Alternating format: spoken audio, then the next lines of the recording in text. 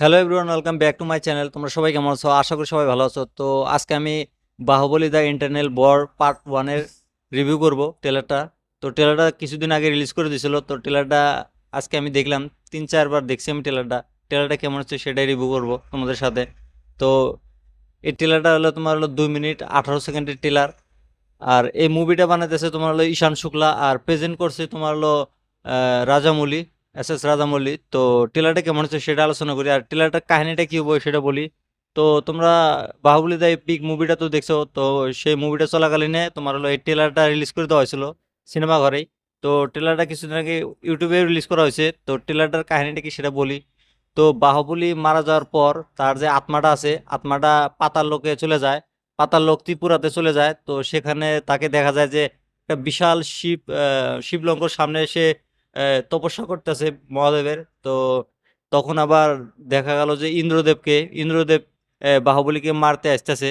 তো তখন আবার বিশাসুর নামের একটা অসুর তাকে মানে ইন্দ্রকে আটকানোর চেষ্টা করতেছে যে তোমার বাহুবলীকে মারার আগে তোমার আমার সাথে মানে হাতাপাই করতে লাগবে। তো সেরকম দেখালো এটা।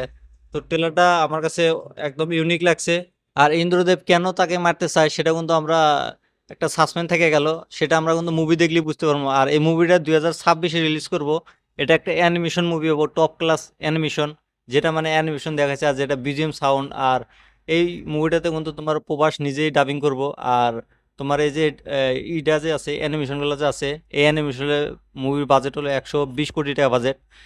15 কোটি বাজেটের মহাবতার নরসিংহ তো তোমরা দেখছো কি ধরনের অ্যানিমেশন বানাইছিল। তো এটা এস রাজামৌলি আর ঈশান শুক্লা বানাইতেছে 120 কোটি টাকা বাজেটের তোমার অ্যানিমেশন মুভি।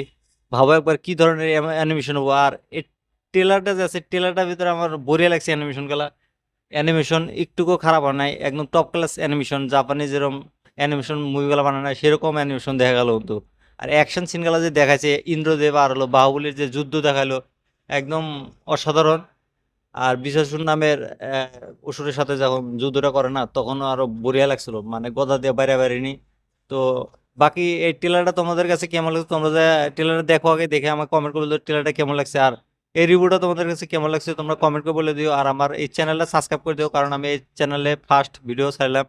তো তোমরা এই চ্যানেলটা সাপোর্ট করো। আর নেক্সট ভিডিও তোমাদের সাথে আবার দেখা হবো।